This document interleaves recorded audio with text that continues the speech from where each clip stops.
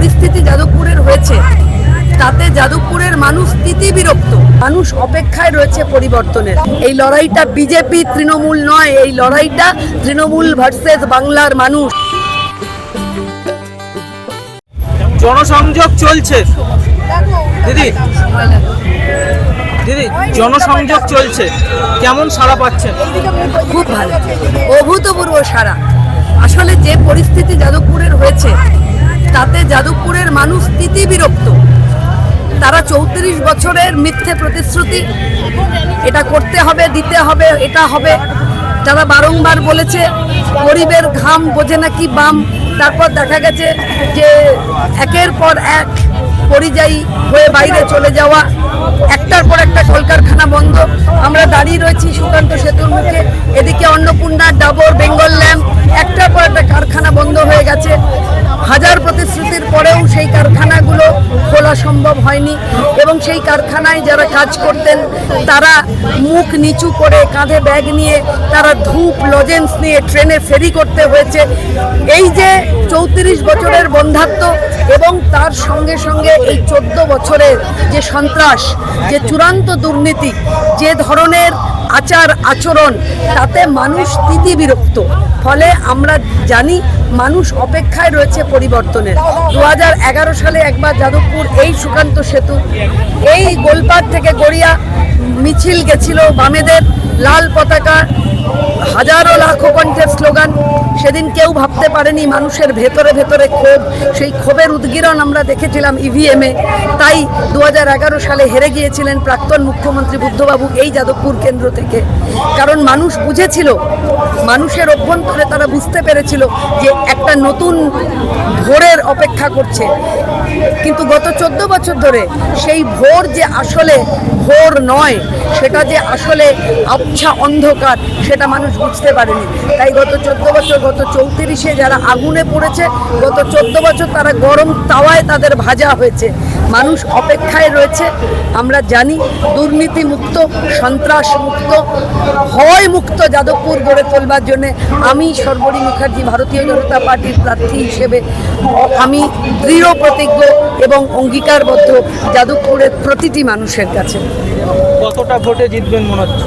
দেখুন, এটা তো একটা ম্যাথমেটিক্স, এটা এখানে এখন বলাটা ইটস টু আর্লি।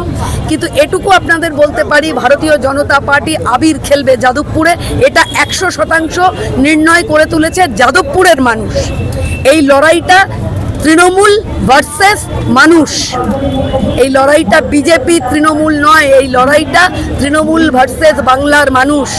যারা দেখলো 26,000 চাকরি বাতিল, যারা দেখলো পিএইচডি স্কলার ছেলেগুলো জুতোর পেটা খেলো, যারা তাকিয়ে তাকিয়ে দেখলো 8,000 স্কুল বন্ধ হলো, যারা তাকিয়ে তাকিয়ে দেখলো 40 লক্ষ যুবক যুবতী যারা ভিন রাজ্যে চলে গেল, যারা তাকিয়ে দেখলো 38,738টি মহিলা অপরাধের ঘটনা ঘটলো 2023 সালে, যারা তাকিয়ে তাকিয়ে দেখলো এই এত অনৈতিকতা।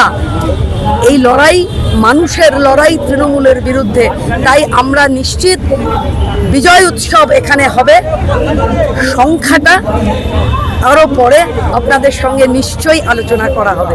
কি প্রতিশ্রুতি দিচ্ছেন যাদবপুরবাসীর জন্য? ভয় মুক্ত, সিন্ডিকেট মুক্ত, সন্ত্রাস মুক্ত যাদবপুর গড়ে তোলবার জন্য 100% অঙ্গীকারবদ্ধ। 6 বার বুদ্ধদেব ভট্টাচার্য এখান থেকে জিতেছিলেন, সেই জায়গা থেকে পারবেন কি মনে হচ্ছে? দেখুন, সেদিন যারা পতাকা কাঁধে নিয়েছিলেন, 14 বছর ধরে যারা দু রকমের কাজ করলেন, এক, কিছু মানুষ নীরবে বসে গেলেন, আর কিছু মানুষ ক্ষমতার লিপ্সে তৃণমূলের সঙ্গে ভেতরে ভেতরে গোপন আতাতে চলে গেলেন। আমি সেই বসে যাওয়া যারা বাম সমর্থক পরিবার, যাদেরকে বলবো মতাদর্শ আছে কিন্তু বুকে পাথর রেখে মতাদর্শকে একটু সরিয়ে এবারের লড়াইটা হোক বাড়ির সন্তানদের উন্নয়ন কল্পে।